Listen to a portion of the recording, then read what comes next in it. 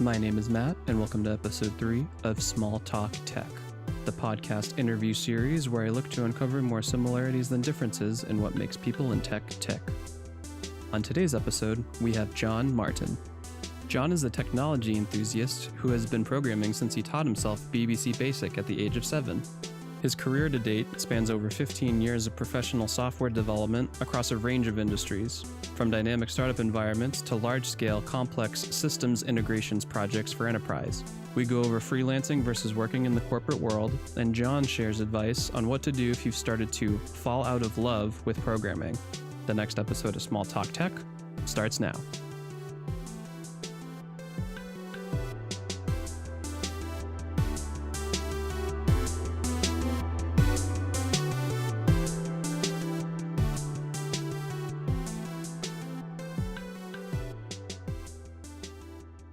My name's John Martin. I'm a freelance iOS and full stack developer based in London. Yeah. Cool. That's very brief. Yeah, hey, brief is good. So yeah, kind of starting out, I was doing some research and I was reading that you actually started programming when you were 7, learning something called BBC Basic, which honestly I had never heard before in my whole life. What got you interested in programming at such a young age, especially kind of when the idea of using computers in general was just kind of so new and alien? Yeah, so I think it goes back further than, I think I started programming when I was around 7. I can't exactly remember the exact year, but even before then, I was always interested in technical things and how things worked. I was always taking things apart and always interested in when things were broken, how you fix them and stuff like that. So before computers, it was always anything technical. So robots I was fascinated with as a kid. Really?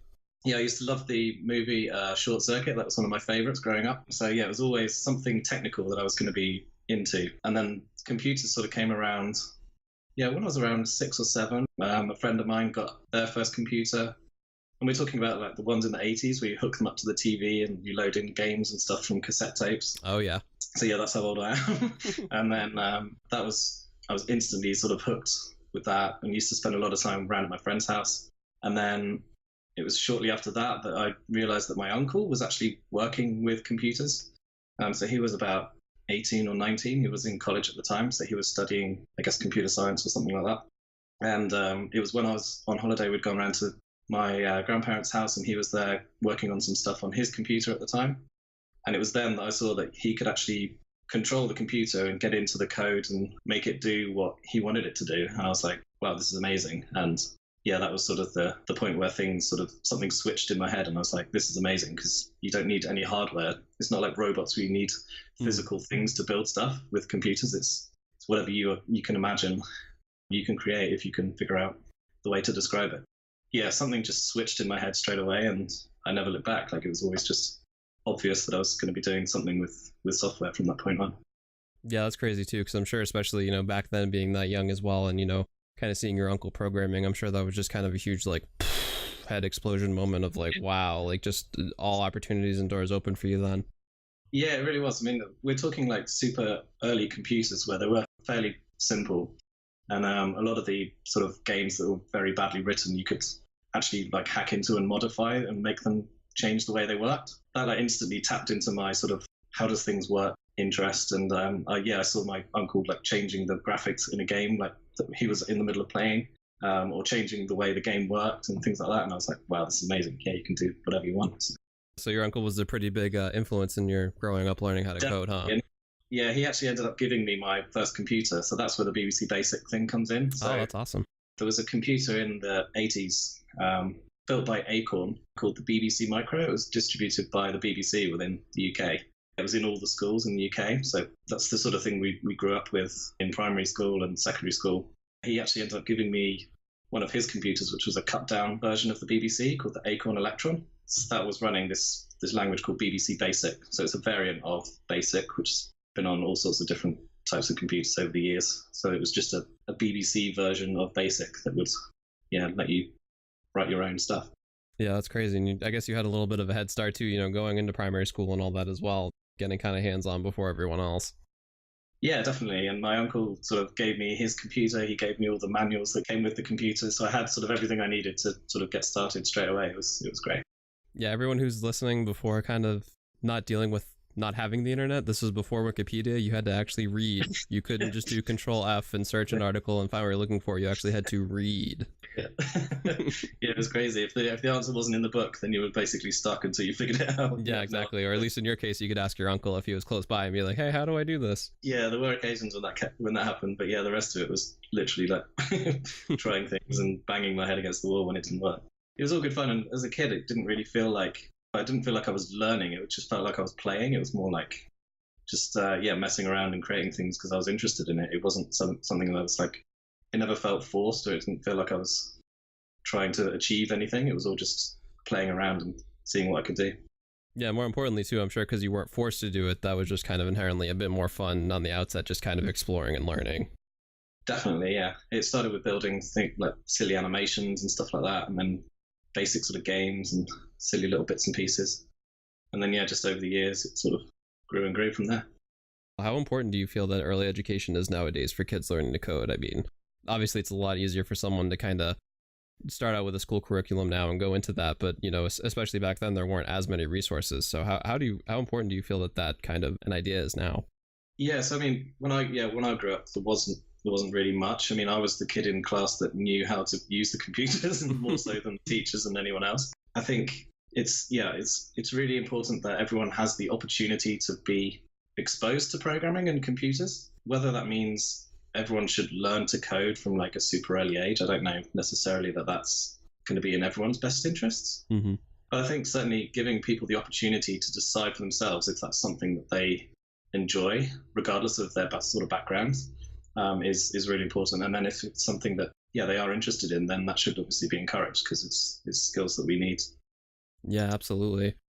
So how do you feel about all these kind of upcoming platforms as well? You know, there's like a Team Treehouse, Udemy, Code Academy, and all these kinds of free resources that I'm sure you're very jealous of that, you know, back starting out you never had. I don't want to necessarily say how easy do people have it now, but I mean, it really is just so easy for someone to go out there and, you know, independently learn and not have to spend $10,000 on a college semester to maybe try it out. Exactly. And I think it's now easier than ever to change your career as well. So if you realize later on that coding is either something you want to try or is actually something you're interested in, it's so much easier now to like teach yourself and to gain the sort of knowledge that you would only have got in traditional education in the past. So yeah, even if you don't get into it at a young age, it's easier now to get into it at any age, so it doesn't really matter too much. So you have roughly about 20 years of experience between starting off, you know, that young age, learning how to program on BBC Basic, and, you know, kind of fast forwarding up to now. I'm sure you've seen pretty much everything there is to be thrown at anything to do with coding or programming. What's kind of been the most consistent day-to-day issues that you've come across that could save someone else who maybe isn't as experienced a lot of frustration and thrown keyboards? So, I mean, a lot of it tends not to be code specific. I think in general, people tend to dive straight into trying to code something without really thinking it through before they get started. Mm-hmm. So I think a lot of the mistakes and a lot of the problems that we end up seeing are with a system or a solution has become overly complicated because there wasn't enough thought that went into it in the first place. So yeah, there's always a benefit to taking that time initially before you start working on something to actually sit down and properly think out, you know, what is this going to do, and have some sort of idea of roughly how it's going to fit together, and then refine that and simplify it as much as you can before you start coding it up, because otherwise you end up creating a bit of a nightmare for yourself and for other people if you're working with others. That tends to be the thing I see a lot, is code that has been either changed and tweaked and adjusted so many times, or rewritten and refactored by multiple people over different, you know, periods of time, because it wasn't really thought through in the first place how it was going to, or how it was supposed to be working. So yeah, I think a lot of that can be avoided. Yeah, and also too, I'm sure there's just as many people too that, you know, walk into this and are like, what the hell am I looking at? Like, it looked like someone just rolled their face on the keyboard and I can't even, you know, navigate half the stuff. Yeah, absolutely. So it makes it more difficult for everyone. It makes it more difficult for yourself building it in the first place, and then further down the line, if you're working with other people that've got to maintain the stuff that you're working on, yeah, it's the same problem. Now, have you always freelanced, or did you eventually go through your development of learning how to code and working your way up? Was it always kind of your intention to become a freelancer, or did you kind of start off in the quote-unquote corporate world and weren't really a fan of it and then backed out? Yeah, so it was never necessarily my intention to go into freelancing. I always kind of had in the back of my head the idea that I wanted to have my own company, to be running my own sort of software company of some description, although I never really sort of figured out what that would be. My actual first coding job was when I was in college. So I managed to get a job working at the college that I was studying. So I'd have been about 17 at the time. Well, that's convenient. Yeah, so they were actually advertising for a developer role. I think it was for 2 developers to work during the summer holidays and building some systems for the college. Mm-hmm. And they were looking for people with experience in Delphi, which myself and a few of the others on our computing course had taught ourselves for some of our coursework. So we were strongly encouraged by our lecturers to apply for this job. And then, I ended up getting this job and working with another guy off my course throughout the summer, building stuff for the college. That was how I first started out. And that turned into a really good job because we were just given a lot of flexibility to just do things however we wanted to do. That's always nice. Yeah, working in a team of about 4 people just through the summer. So it was really chilled out. It was really nice. And then, worked on and off for the college whilst I was at university as well. So that was sort of my first official programming job. And then after uni, I then got a job. Then I joined the sort of corporate world. So I ended up joining a consultancy based in Guildford, just outside of London. Ended up working there for about 7 years. So I worked on all sorts of different projects and things during that time. So I started as a junior dev in Java backend programming, and then worked through sort of technical team leadership, technical design. I was a technical architect on a few projects. So sort of worked my way up. But I was finding with the corporate world, they tend to sort of try and make you move more towards managerial type roles as you go up the ladder, so to speak. And I got to a point where I was like, this is too hands off now. I miss the actual creating side of things rather than just designing and explaining your work to everyone else. Yeah, getting into the trenches and all that fun stuff. Yeah, so I enjoy the creative side of coding, the actual building stuff and coming up with a good design for things. So it was after about 7 years, I decided it was time to do something else. And then ended up joining a startup. So I went and worked with a gaming company in London for a while. And that was great. So that was a smaller company, more hands-on. In a startup, you obviously get exposed to all sides of the business. And that was exactly what I needed. So that sort of got me back into sort of coding. And then actually while I was working at the startup, I then had a chat in the pub with a friend of mine that ended up forming the idea for our own startup. So whilst I was working for the gaming company, a friend of mine and myself, we started a project management company. So that's called Dash. And we ended up designing and releasing a project management app for the iPad. So that started out as sort of a side project. And then I actually ended up leaving the gaming company to go full-time on Dash, our project management app. And then the freelancing came about working on that. So while I was taking a bit of a pay cut to work on Dash, I also started doing part-time freelancing around London to sort of pay the bills, really. Yeah, exactly. And then, now it's sort of flipped the other way around. So now that the app is live, I now do full-time freelancing and sort of work on Dash in the margins. That's great. So I'm sure there's a lot of people out there, potentially listening too, that are kind of in college or learning their own thing, and they're like, I don't want to work in corporate business world, man. I want to be independent, freelance. But just as much as, sitting in a cubicle all day isn't necessarily the most glamorous or always fun thing, I'm sure there's just as many trials and pitfalls with freelancing as well. Do you feel like that you had a lot of, I don't want to say challenging experiences, but experiences that kind of helped you shift from dealing with certain things in the corporate world that kind of gave you a bit tougher armor once you went out there into freelancing? Definitely. So, I mean, I think it depends to an extent on what your sort of personality type is as well. So for me, I would find it very difficult if I was early in my career to dive into freelancing, because you have to know your stuff, or at least be able to convince other people that you know your stuff. Mm-hmm. So, looking back, I'm very grateful that I went through quite a lot of learning and a lot of difficult projects actually in the consulting world.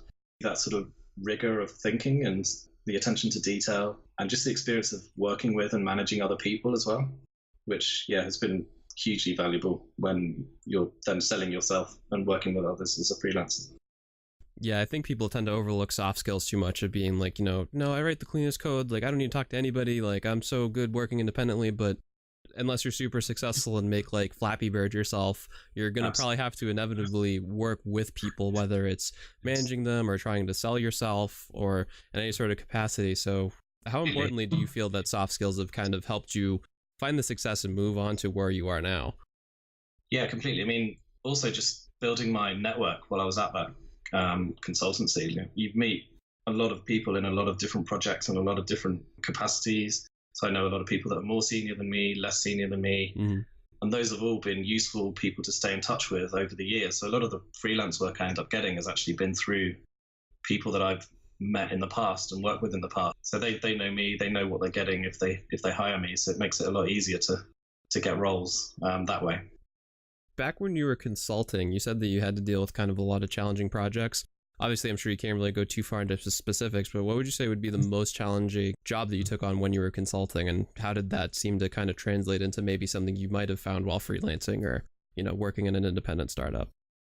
So we did, yeah. I mean, unfortunately, I can't really talk about a lot of the specifics of the projects. No, that's totally fine. Very large systems integration type projects. Mm-hmm. So we would be a consultancy working for a large organization, and we're talking very large organizations.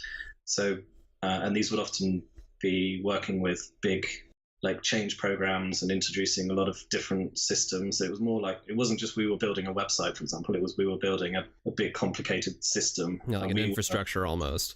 Yeah, and we would be one supplier as a consultancy, but then there would be other suppliers as well working on different parts of the system.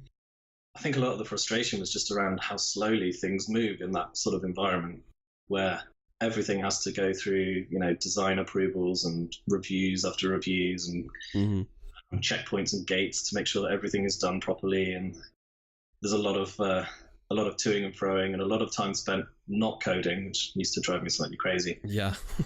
Just defining the interface to something like almost years before you actually end up building it, just so you then have agreement from everyone that's going to be involved that it's going to do what it needs to do. So that was always very challenging. Fortunately, I've not really had to deal with too much of that since, because I've generally worked with startups that tend to move a bit faster. Yeah. So yeah, I kind of don't miss the slow sort of corporate world really in that respect. I could only imagine having to deal with that much red tape all the time, and then it's pretty much, you got the keys in your license now. You can go wherever you want to go with the, working at a startup and starting your own thing, and that's just awesome. Yeah.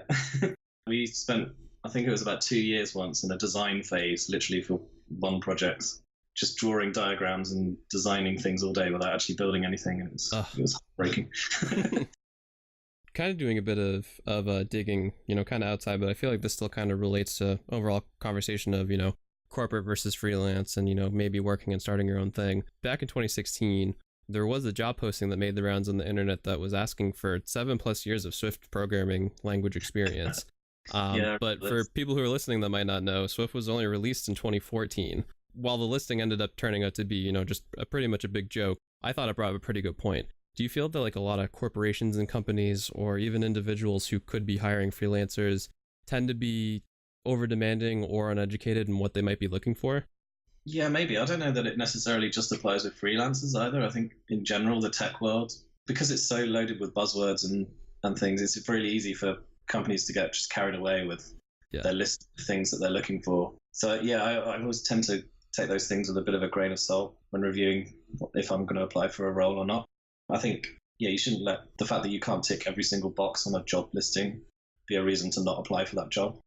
That's a good point too, because I'm sure a lot of people who, could be out there applying and like saying like, man, there's no jobs out there right now. It's so hard to find something, even not freelance or working for a corporation or a company. But I feel a lot of people kind of in the same, mindset, they get caught up on trying to check too many boxes. And, even if you have half, if you can at least get into the door and talk to them and, they meet you face to face, like there's a lot of emotional and non-technical things that you could be speaking to a recruiter for or some sort of hiring manager that they end up liking you, not because of your skill, but, your personality and energy and, how you could cohesively connect with everyone else, in whatever team you're applying for.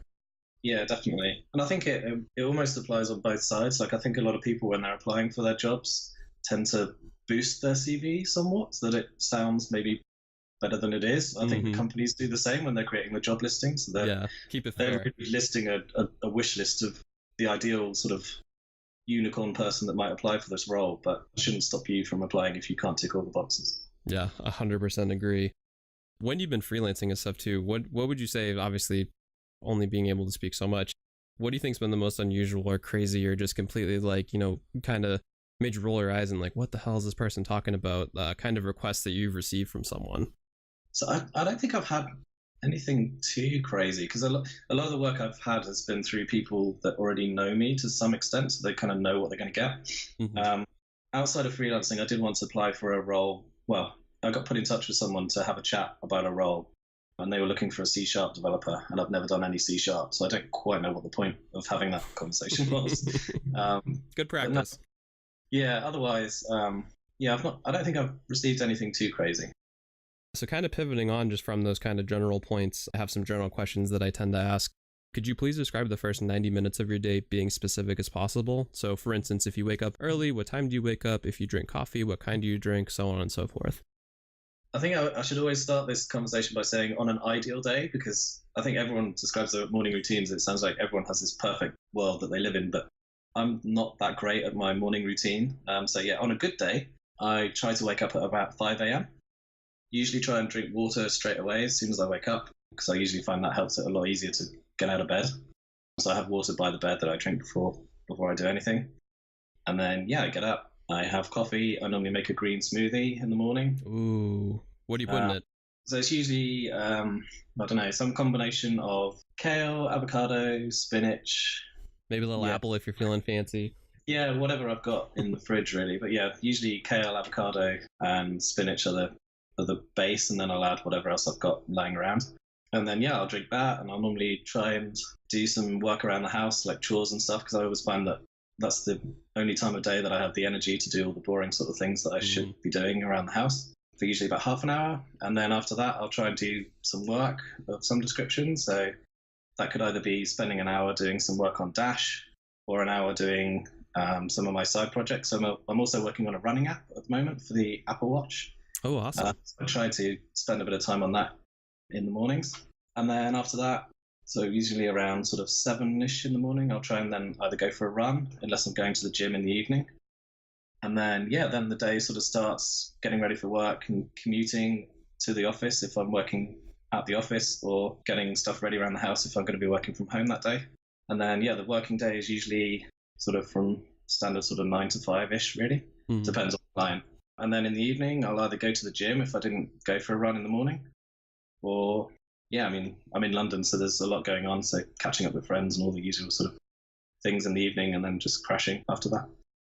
Yeah, it's nice to be in a city like that. There's always something to do if you're ever bored. There is always something going on. Yeah. Yeah, exactly. How important do you feel that exercise has been for you? Because I've kind of been starting to do kind of at-home training with like a kettlebell. I'm definitely not much of a runner, and I kind of hate cardio, so that's kind of my cardio, mixing it in between. But at least for me personally, I feel like it definitely helps improve my mood and clear my mind, and, definitely feel better about sitting for, 8 to 10 hours a day on a laptop.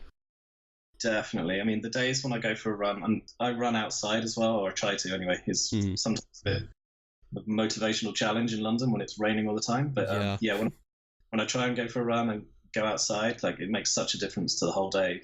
You just feel so much better. It gives you so much more energy. So even though I'm getting up early in the mornings, the days that I do that and the days where I go for a run in the mornings, I find I've just got more energy for them the whole day. It's hugely important. I've also tried meditation, which I'm always hearing is something that, is super beneficial, and it's just something that won't seem to stick for me. I think I get a lot of the benefits of meditation from the running as well. So like a runner's high. It takes your mind off other things and gives you that sort of headspace to set yourself up for the day. So that's running is, I guess, my sort of meditation as well.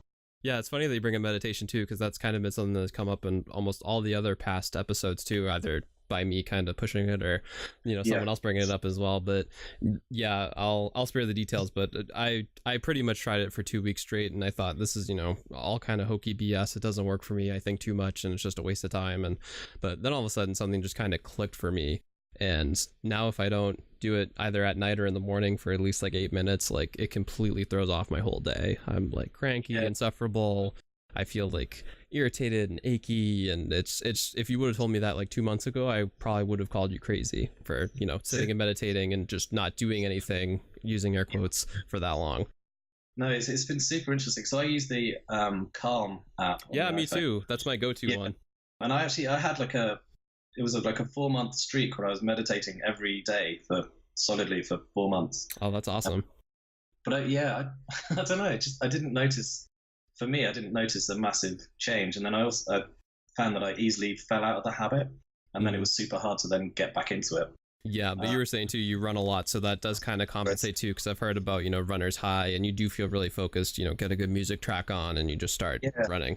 Yeah, the running was the sort of thing that I was always doing, and yeah, I think I get a lot of the benefits from running.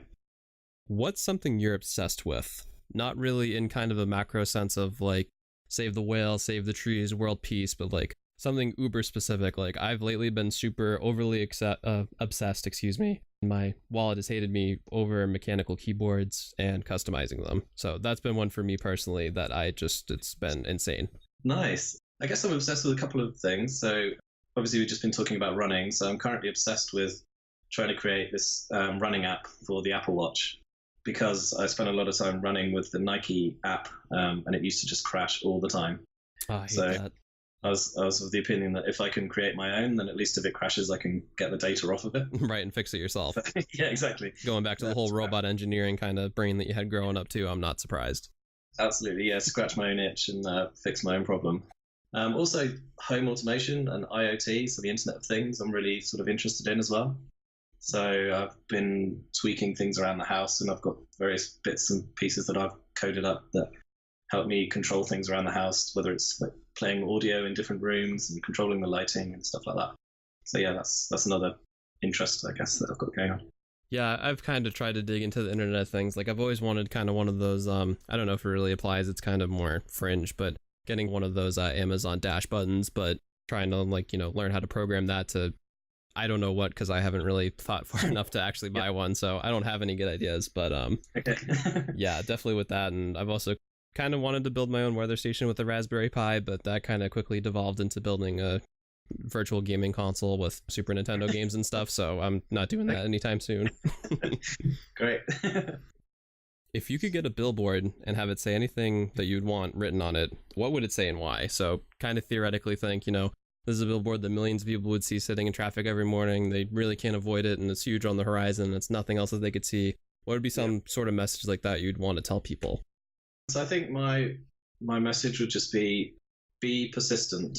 If you're going to work in tech, and if you're going to work in anything technical in any way, shape, or form, you're always going to be trying to solve problems. There's always going to be new things coming up. And I think one of the key qualities you need if you're going to work in this industry is the ability to just keep coming back to the problem. So be persistent, whether it's solving a problem, whether it's persisting with it to the point of simplifying it down as much as you can. Just have that drive to keep coming back and keep making things better and keep sticking with a problem if it's bugging you. So yeah, be persistent. Yeah, persistency is definitely key. When in doubt, if persistency doesn't work, Google's always a good friend to have, just saying. Yeah, definitely. Yeah, if that doesn't work, try Stack Overflow or Google, yeah. But yeah, even that's the form of persistence. You have to keep searching for the problem if you can't figure it out yourself. True, you're not wrong. Yeah, like if I had a dime for every time I've tried to Google something that I told, a coworker, yeah, I know how to do that, I'd probably make enough to not really have to work anymore. I think there's a large portion of your early career in tech where you basically hone the ability to Google search for anything and find the answer quickly. Yeah, turn into a yes man and also a Google man. Yeah, completely. Yeah. Maybe going for a bit more of a cliched route. I'm sure you get asked this all of the time, especially someone that has close to 20 years of experience. But if I was someone that wanted to really break into your field of iOS development or network and squeeze my way into being, a full stack developer, what would you recommend that I look into or maybe try to start as my first step? Yeah, so before that, I think the thing to think about if you're looking to get into this sort of industry in any way, shape or form is to have a drive, a reason why you want to do it. So I always suggest to people that they either have or find a project that they want to build for themselves and make that the thing that they use as the sort of the driving force to either learning or figuring out what they need to learn or what they need to do next. So have an idea of a project that you want to create, whether that's an app for the iPhone, which will lead you into iOS development, or a website that you want to create, maybe for yourself or for a friend.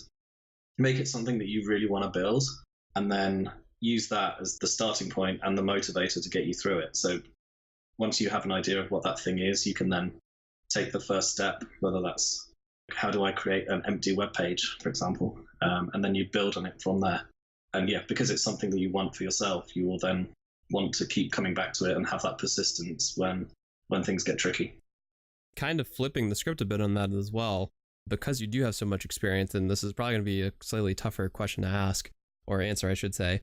If someone was talking to you, John, what kind of advice do you think you would give them in an obviously general sense if they were starting to maybe feel like they're falling out of love of working in tech or dealing with code? Yeah, so I'd start by saying that's completely natural. Yeah. I've had the same thing. So when I sort of touched on it a bit earlier when we were talking about the consultancy I was at, I definitely felt like my career wasn't going in the way that I envisaged it going. I wasn't feeling particularly motivated at that time to work on my own things, and I did sort of feel like my own creativity had gone. So I guess the advice would be sort of to go back and sort of think why you were in the industry in the first place. Like, what is it that you admire, and what is it that you like about being in tech? Who are the people that you look up to, and what is it that you like about those people and the energy that they have for tech? And then to just maybe take some time out, take some time off working in tech, or go traveling, or do something else, and then come back to it and see how your perspective might have changed in that time. If you've been working in a big company, maybe try changing things up and work in a startup where the energy is completely different, or the technologies, might be completely different. The good thing with tech is it's always changing and there's always new things you can learn. So yeah, maybe try learning something new and see where you go from there. I think that's some great advice too, and it's just funny to think, like, you specifically, John, you were in that mindset then at that consultancy, and then all of a sudden you're like, what, I think I'm going to hang this up. It's just funny to think, looking back at least on people, describing, kind of hardships they went through and stuff. Like, they could have very easily given up, but if you're someone that's in that kind of shoe too, you don't know, and things are going to change and you're going to start to feel better about where you're at. Could happen in 5 days, could happen in 5 weeks, it could be 5 years. There's no balance sheet that says, okay, you're going to be successful in 3 years, 4 weeks, 37 days, 27 hours, and 26 minutes. You kind of have to stick with it, and hopefully something happens. If it does, great. And if not, you at least stuck with it and stuck to your guns. Definitely. And so when I was at the consultancy, I was mainly working on architecture and technical design at that stage. I was mainly working on back-end Java programming. And it was only sort of when I started tinkering around in my spare time on iOS that became a new thing that I became super interested in. So yeah, just try things out in your spare time if you have the chance. Get up an hour earlier and read a random blog that you wouldn't normally read that might give you some idea of some new thing to have a play with. iOS became, the thing that I'm now doing full time. It wasn't always the case. I moved into mobile after doing a lot of other things before that. I'm sure you would have never thought in a million years that you would have started working with that, thinking back to where you started out as well. No, completely. I mean, I was always interested in Apple products, and I've always been a bit of an Apple fanboy, I guess. But yeah, I couldn't have predicted that I would be doing iOS development when I was starting at a consultancy back in 2004. Like, it wouldn't have even registered as an option. So yeah. Funny how life works. So I guess in wrapping up, where can people find you? What, areas of the internet are you active on? Kind of so on and so forth. Yeah, sure. So if people are interested in Dash, that's the project management app, they can find that at dash.pm, and that's currently available for the iPad. Other than that, I'm very active on Instagram, so I spend most of my time there these days. So my Instagram handle is @martinsoft, and yeah, I'm always on there offering as much advice to people as I can and sharing iOS stuff and basically blogging about life as a developer in London. So yeah, find me on Instagram, I would say. You can ask one question to the audience. It could be something very selfish, like, go check out my app and tell me what you think, or it could be something, kind of more macro, like, oh, how do you guys get through, sort of a slump? Any sort of question you want to ask the audience, and we'll just kind of leave it here. I guess I'd be kind of interested to see like what motivates other people to keep going through their problems. How do you maintain your persistence to keep solving problems when things get tough?